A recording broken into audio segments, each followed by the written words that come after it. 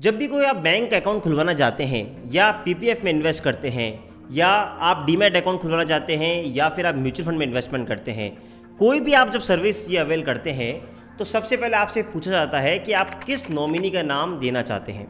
Nominee वो person होता है जिसका मतलब ये हम आम भावना सोचते आते हैं कि हमारे मरने के बाद उस स्कीम का जो फ़ायदा है या जो इंश्योरेंस है वो सारा पैसा उस पर्सन को जाएगा। आपको पता है ये जो सोच है बिल्कुल गलत है।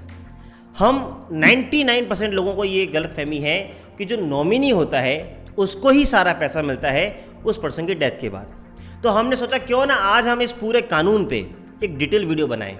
ये वीडियो उस हर आम आदमी के लिए यूज़फुल है जो कहीं ना कहीं किसी न किसी रूप में इन्वेस्टमेंट करता है। इस वीडियो को एंड तक देखिएगा। हम आपको आज बताएंगे कि नॉमिनी और बेनिफिशियरी में क्या फ़र्क होता है। हम आपको ये भी बताएंगे कि हाल ही में इंश्योरेंस को लेके, नॉमिनी को लेके क्या नया अमेंडमेंट आया है। हम आपको ये भी बताएंगे कि नॉमिनी कितने रख सकते हैं, कैसे उसको चेंज किया जा सकता है और नॉमिनी और बेनिफिशियरी में से किसको पैसा मिलेगा। इन सारी बातों को जानने के लिए आपको आज का ये वीडियो एंड तक देखना पड़ेगा। Welcome back to channel. मैं हूं आपका अपना वकील दोस्त एडवोकेट नमन मनोत और आप मेरे साथ देख रहे हैं लीगल शॉर्ट्स।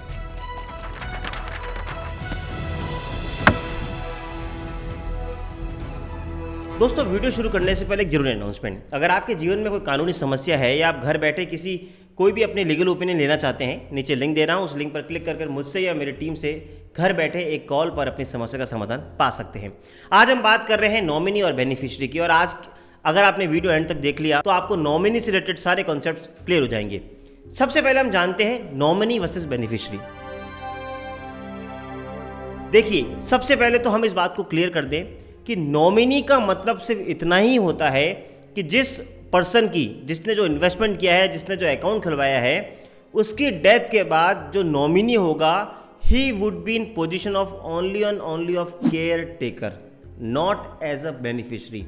वापस इस बात को दोहरा देता हूं कि जो नॉमिनी होता है उसका सिर्फ इतना ही अधिकार होता है कि जिस पर्सन की डेथ हो जाए उसके बाद जो वो पैसा मिल रहा है या जो वो उस सुविधा का लाभ उठाएगा वो सिर्फ और सिर्फ केयर टेकर के रूप में उठाएगा, वो उसको यूज़ नहीं कर सकता क्योंकि वो बेनिफिशियरी नहीं है।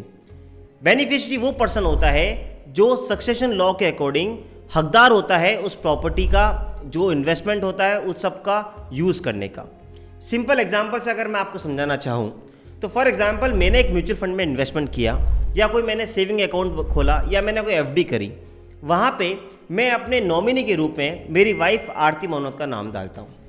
अब हम सबको ऐसा लगता है कि अगर मेरी डेथ हो जाए तो उसके बाद जो सारा इन्वेस्टमेंट का पैसा है या जब वो रिडेम्पशन पे मैं जाऊँगा तो वो पूरा के पूरा पैसा मिलेगा मेरी वाइफ आरती मनोत को, क्योंकि उसका नाम एज ए नॉमिनी है। लेकिन ये गलत है। क्यों नहीं उसको मिल सकता? क्योंकि she is only A nominee, she is not the beneficiary.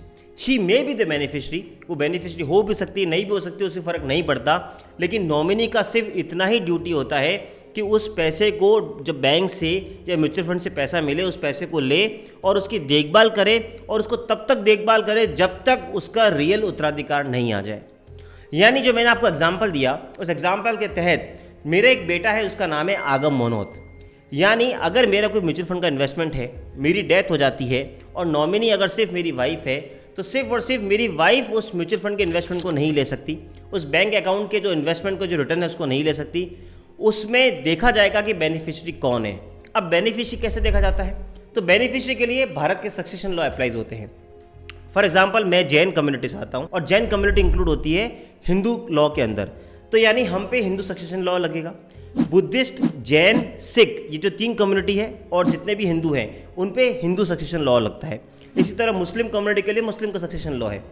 अभी हम बात करते हैं हिंदू सक्सेशन लॉ की, सिर्फ एक एग्जाम्पल के लिए, क्योंकि यहाँ मैं मेरा पर्सनल एग्जाम्पल ले रहा हूँ।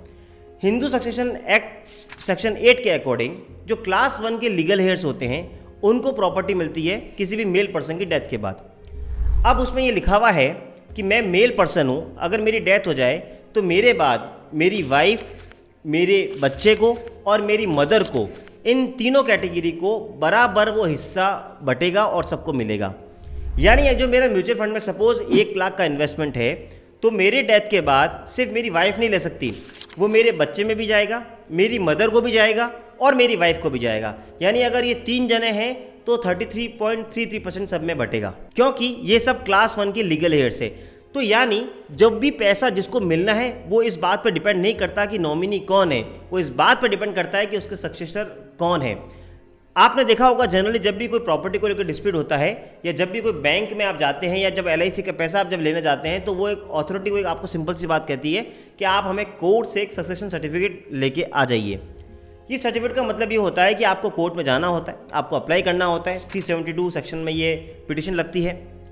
उसमें हम ये कहते हैं कि सर हम उसके वारिसान हैं, हम उसके लीगल उत्तराधिकार हैं, सक्सेसर हैं, तो हम आपको ये सर्टिफिकेट आप हमें इशू कर दीजिए ताकि हम जो भी बैंक या जो भी हमें इंस्टीट्यूशन में देना है हम वहाँ जाके अपना पैसा उनसे ले सकें।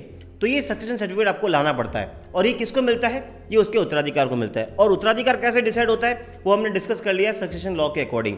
तो मैंने आपको मेरा एग्जांपल लेके बताया। ऐसे एक लैंडमार्क जजमेंट आया था सुप्रीम कोर्ट में शरबती देवी का, शरबती देवी वर्सेस उषा देवी 1983 सुप्रीम कोर्ट। उस जजमेंट में भी यही ऐसा ही हुआ था कि जो नॉमिनी है उसने सारा पैसा निकाल लिया, लेकिन जो उसका बेनिफिशियरी था वो जब कोर्ट में जाता है तो कोर्ट सुप्रीम कोर्ट तक जब मामला पहुंचता है तो सुप्रीम कोर्ट इस बात को डिसाइड करती है कि जो नॉमिनी थी, जो वाइफ थी, सिर्फ वही पैसे के हकदार नहीं है बल्कि सारे बेनिफिशियरी होंगे वो हकदार होंगे।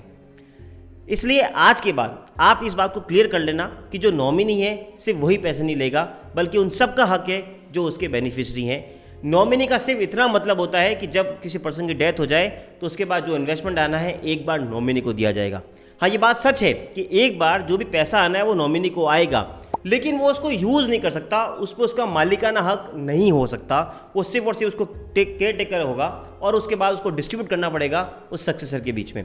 तो यानी पहला हमें डाउट बड़ा क्लियर हो जाता है कि नॉमिनी बेनिफिशियरी नहीं होता। नॉमिनी बेनिफिशियरी हो सकता है कुछ कुछ केसेस में, लेकिन हर केस में हो ऐसा ज़रूरी नहीं। तो आज के बाद आपको अगर मैं पर्सनल एडवाइस दूं तो उसी पर्सन का आप नाम दिलवाइए नॉमिनी में जिसको आप चाहते हैं अल्टीमेटली पैसा पहुंचे, क्योंकि हमारे एक्सपीरियंस से देखा गया है कि नॉमिनी एक बार जब पैसा ले लेता है तो बेनिफिशियरी को नॉमिनी से पैसा लेने में छींकें आ जाती है, बहुत कोर्ट केसेस करने पड़ जाते हैं। इसलिए जनरली उन लोगों के नाम लिखा है जो आप चाहते हैं कि अल्टीमेटली वो आपका फ्यूचर में यूज़ करें। अब सवाल उठता है कि क्या उसके एक्सेप्शन भी है? जी हाँ, 2 ऐसे केसेस हैं जहाँ पे नॉमिनी को ही सारा पैसा मिलेगा। अभी तक तो मैंने आपको कहा कि नॉमिनी सिर्फ केयर टेकर होता है, असली पैसा बेनिफिशियरी को जाता है, लेकिन इसके 2 एक्सेप्शन भी हैं। पहला एक्सेप्शन, हाल ही में इंश्योरेंस एक्ट में 2015 में एक बड़ा अमेंडमेंट आया। इंश्योरेंस एक्ट के 2015 में अमेंडमेंट में सेक्शन 39 सब क्लॉज 7 को जोड़ा गया। वो ये सब क्लॉज कहता है, where the holder of policy of insurance on his own life nominates his parents और हिज स्पाउस और his children or his spouse and children or any of them, then the nominee shall be beneficiary entitled to the amount payable by insurance to him or them। यानी insurance act में ही ये amendment लेकर आ गए और बोला कि जो आपके लाइफ इंश्योरेंस है उस केसेस में जो नॉमिनी है वो ही बेनिफिशियरी होगा अगर आप अपने जीवन काल में अपने जो लीगल हेड्स हैं उनमें से किसी एक को आप नॉमिनी उसमें रख देते हैं। यानी जैसा कि मैंने आपको मेरा एग्जांपल लेके बताया, अगर मेरी लाइफ इंश्योरेंस पॉलिसी है और मैं वहाँ पे मैं अपनी वाइफ का नाम एज ए नॉमिनी डाल दूँ, अब वो क्योंकि मेरी सक्सेसर भी हो सकती है, क्योंकि मैंने आपको बताया हिंदू सक्सेशन लॉ में वाइफ, बेटा, बेटी और मदर सब क्लास 1 लीगल हेड है, तो क्योंकि she is one of the successor. और अगर मैं अपनी ज़िंदगी में खुद इंश्योरेंस पॉलिसी लेते हुए उसका नाम नॉमिनेट करता हूँ नॉमिनी में, तो as per this insurance amendment act उसको ही पैसा मिलेगा, क्योंकि वहाँ नॉमिनी को बेनिफिशियरी ट्रीट किया जाएगा। जैसा कि मैंने बोला आपको ये एक्सेप्शन है, क्योंकि अमेंडमेंट में ये लिखा हुआ है कि nominee would be treated as a beneficiary, तो ऑब्वियस ही बात है कि लॉ का इंटेंशन यही है कि जो नॉमिनी है वही बेनिफिशियरी है only and only in insurance schemes. यानी अगर हम कंक्लूजन निकालें तो सिंपल सा ये होता है कि अगर आपकी इंश्योरेंस स्कीम है तो जो उसमें नॉमिनी है उसको सारा पैसा मिलेगा आफ्टर द डेथ, लेकिन अगर बाकी कोई इसके अलावा कोई भी स्कीम है, चाहे PPF हो, NPS हो, या आपका सेविंग अकाउंट हो, करंट अकाउंट हो, FDs हो, म्यूचुअल फंड हो, डीमेट हो, XYZ, उन सब में नॉमिनी सिर्फ एक केयर टेकर होगा। वो तब तक उसको संभालेगा जब तक उसका रियल मालिक नहीं आ जाता। अगर जब सक्सेसर आएगा तो उन सब में इक्वल बटेगा जो as per the succession law होगा। तो ये बात हमें क्लियर हो गई। तो पहला एक्सेप्शन था आपका इंश्योरेंस लॉ का जो अमेंडमेंट आया। दूसरा होता है विल।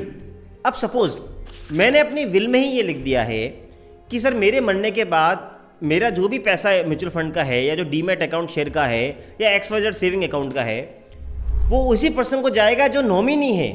तो फिर तो बात ही खत्म, फिर तो उस विल के अकॉर्डिंग ही जाना है, क्योंकि आपको पता है कि विल जो होता है वो जाने वाले पर्सन की अंतिम इच्छा होती है। भारत के कानून के हिसाब से विल के अकॉर्डिंग ही सारी प्रॉपर्टी डिस्ट्रीब्यूट होती है, अगर विल नहीं होती है तो भारत के सक्सेशन लॉ लगते हैं।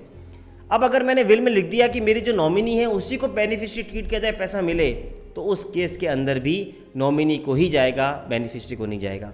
यानी ये 2 एक्सेप्शन है, पहला इंश्योरेंस लॉ और दूसरा अगर कोई ऐसी स्पेसिफिक विल हो तो। अगर मैं आपको अपना टिप देना चाहूँ और अपनी पर्सनल एडवाइस देना चाहूँ तो दोस्तों, आप अपने जीवन काल में विल लिख लीजिए, और जब आप विल लिखें तो अगर आप चाहते हैं कि जो आपके नॉमिनी है उसको ही सारा पैसा जाए तो प्लीज़ ये क्लॉज डाल दीजिए। अब फॉर एग्जांपल, जहाँ मैं अपना एग्जांपल लूँ, सपोज आज मेरा एक बेटा है, कल फ्यूचर में एक बेटा या बेटी होती है, यानी सपोज मेरी 2 संतानें हैं। अब उनमें से कोई एक संतान मेरे जीवन में देख रेख नहीं करती है और मैं चाहता हूँ कि उसको पैसा नहीं जाना चाहिए, होता है हर घर में। तो अगर मैं विल नहीं लिखूँ तो और मैं नॉमिनी रखूँ उस बेटे या बेटी को जिसको मैं देना चाहता हूँ, लेकिन दूसरा भी हकदार हो जाएगा, क्योंकि मैंने आपको बताया कि नॉमिनी सिर्फ पैसा केयर टेकर हो सकता है, बेनिफिशियरी दोनों हो सकते हैं, यानी बेनिफिशियरी दोनों होंगे। तो उस संतान को भी जो मेरी देखरेख नहीं करता है उसको भी पैसा मिलेगा, क्योंकि वो तो बेनिफिशियरी है। अब उसको रूल आउट करने के लिए मैं एक चीज़ कर सकता हूँ कि अपने एक विल लिख सकता हूँ। विल में ये लिख दूंगा कि जितने भी मेरे सेविंग अकाउंट, करंट अकाउंट या जो भी मेरी एफडीआर्स हैं, म्यूचुअल फंड है, डीमेट अकाउंट है, वहाँ पे जो नॉमिनी है उसी को आप बेनिफिशियरी ट्रीट करो। तो उस कंडीशन में जो दूसरी संतान है जिसने मेरी देखरेख नहीं करी है वो कभी भी पैसा अवेल नहीं कर सकता। तो गोल्डन टिप यही है, आप अपने जीवन में विल लिखिए, और जब आप विल लिखते हैं तो विल में ये बात क्लॉज ज़रूर डाल दीजिए कि मेरे जितने भी इन्वेस्टमेंट हैं उसमें जो नॉमिनी है उस नॉमिनी को ही बेनिफिशियरी ट्रीट किया जाए। अगर आप ये नहीं लिखेंगे तो ट्रस्ट मी, बाद में बहुत झगड़े होते हैं और अल्टीमेटली जिसको आप पैसा देना चाहते हैं उस तक नहीं पहुंचता है, और इनफैक्ट बेनिफिशियरीज आके दूसरे बेनिफिशियरीज जिनको आप नहीं देना चाहते वो आके ले जाते हैं। तो ये होता है कॉन्सेप्ट नॉमिनी और बेनिफिशियरी का। अब हम आगे कुछ और सवालों की तरफ बढ़ते हैं। एक सवाल ये उठता है कि क्या माइनर को नॉमिनी से अपॉइंट किया जा सकता है? तो हाँ, बिल्कुल किया जा सकता है, लेकिन उसके लिए आपको कोई मेजर पर्सन की, यानी जो उसका गार्जियन है, उसकी केवाईसी की अपडेट देनी होगी। एक क्वेश्चन ये भी उठता है कि क्या मैं अपने जीवन काल में नॉमिनेशन चेंज कर सकता हूँ? बिल्कुल कर सकते हैं आप। आपका जहाँ भी इन्वेस्टमेंट है, म्यूचुअल फंड है या डीमेट है, आप वहाँ एप्लीकेशन लिख के दीजिए, केवाईसी को अपडेट करिए, आपका नॉमिनेशन चेंज हो जाएगा। जो आप नॉमिनी है आप उसको बदल सकते हैं। एक सवाल और उठता है कि क्या मैं एक से ज़्यादा नॉमिनी रख सकता हूँ? बिल्कुल आप एक से ज़्यादा नॉमिनी रख सकते हैं। तो उस कंडीशन में दोनों को केयर टेकर की सुविधा मिल जाएगी, दोनों उसको संभाल सकते हैं, और आपके और कोई बेनिफिशियरी नहीं वही हैं तो पैसा उनमें आराम से बढ़ जाएगा। एक सवाल और उठता है कि अगर नॉमिनी की डेथ पहले हो जाए तो फिर क्या होगा? फॉर एग्जाम्पल, अगर मैंने जो नॉमिनी मेरी वाइफ को बनाया, मेरे मरने से पहले मेरी वाइफ की डेथ हो जाए तो उस केस में क्या होगा? तो उस केस में सिर्फ एक ही कॉन्सेप्ट अप्लाई होता है, वो सक्सेशन लॉ का, कि अगर नॉमिनी की डेथ हो जाती है तो जो पैसा बढ़ता है वो सक्सेशन लॉ के अकॉर्डिंग, यानी जो भारत का उत्तराधिकार अधिनियम है उसके अकॉर्डिंग ही बढ़ता है। आज हमने इन सारे सवालों से जाना कि नॉमिनी का असली मतलब क्या होता है। तो आज के बाद कहीं भी आप इन्वेस्टमेंट कर रहे हैं तो सोच समझ कर नॉमिनी नाम लिखिए, और आप चाहते हैं कि किसी आपके कोई बेनिफिशियरी को पैसा नहीं मिले आपकी डेथ के बाद तो विल लिख दीजिए। वैसे आपको विल लिखवानी है तो मैं नीचे लिंक दे रहा हूँ, हमारी टीम आपको घर बैठे विल लिखवाने में हेल्प कर सकती है ताकि आप अपना फ्यूचर को सेव कर सकें। और आपको इस तरह का कंटेंट पसंद आ रहा है तो प्लीज़ चैनल को सब्सक्राइब कर लीजिए, लाइक बटन दबा दीजिए ताकि आपको घर बैठे ऐसे वीडियो मिलते रहें। मिलेंगे अगली बार इस तरह के इन्फॉर्मेटिव वीडियो के साथ, तब तक के लिए जय हिंद, जय भारत।